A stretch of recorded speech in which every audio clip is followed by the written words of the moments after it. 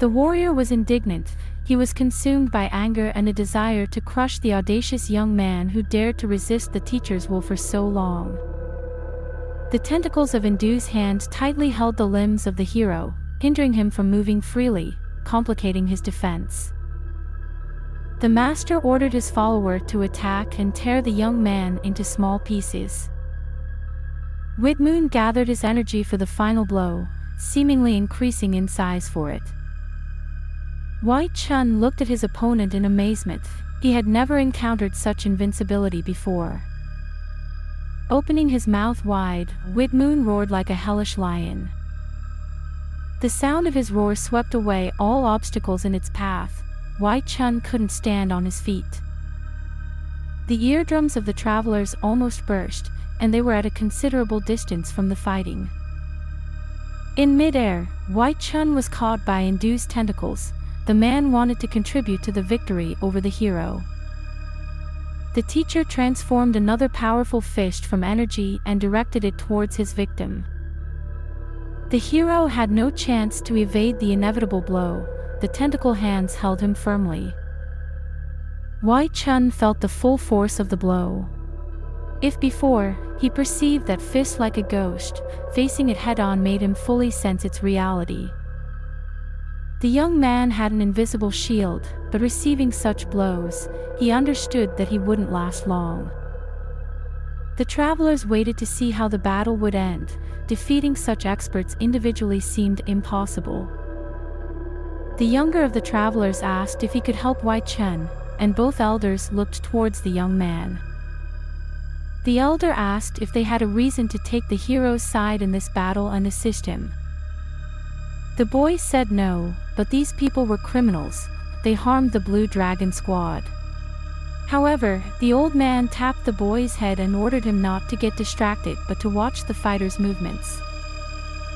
Indu was about to finish everything right now. He repeated his signature strike, hoping it would break the hero's defense. The man cursed his opponent and attacked, putting all his strength into the blow. White Chun understood that he might not endure this blow, but the young man had no opportunity to respond or evade. Suddenly, the air was filled with flickering flashes of someone's magic. Someone else appeared in the clearing. These flashes cut through the energy hand that was rushing towards the hero at an uncontrollable speed. Simultaneously, they freed White Chun from the tendrils that had tightly held him all this time. Indu was indignant. Someone dared to interfere in the final part of the duel.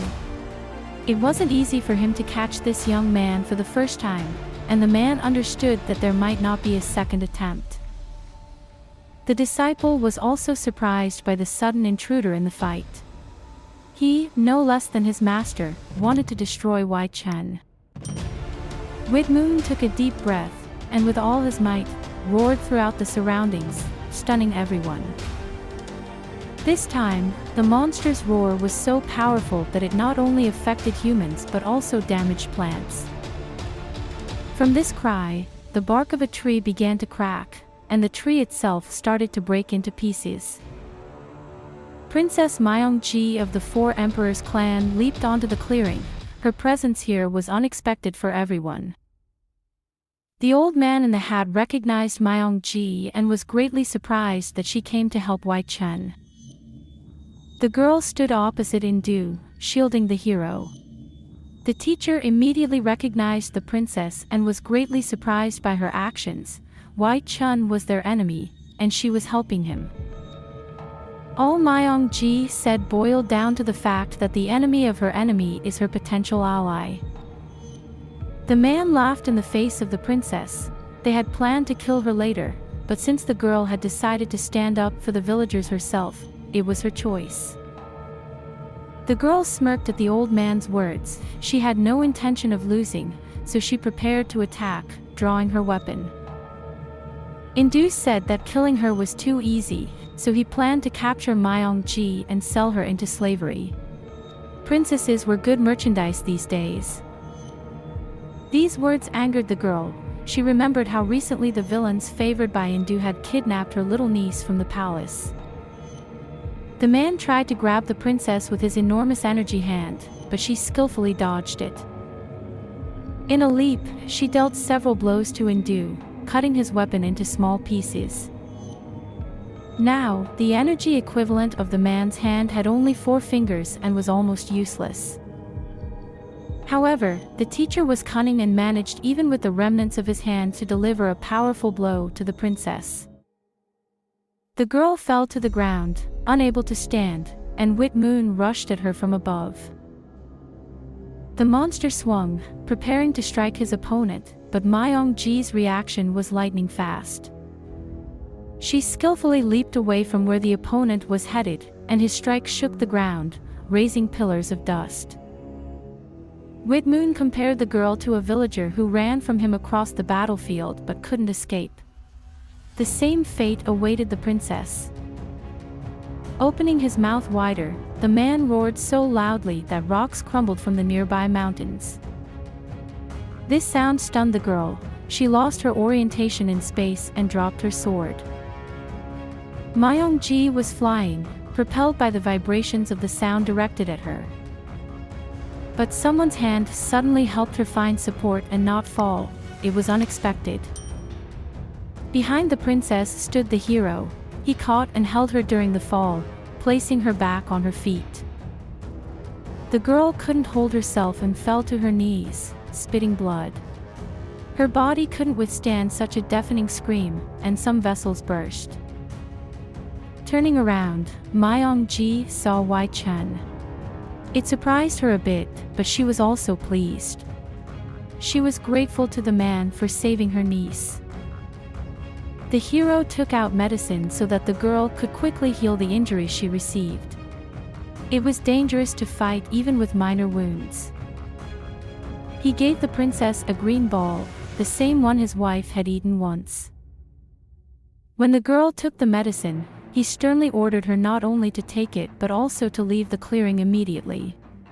The guy was going to finish the fight with the enemies on his own.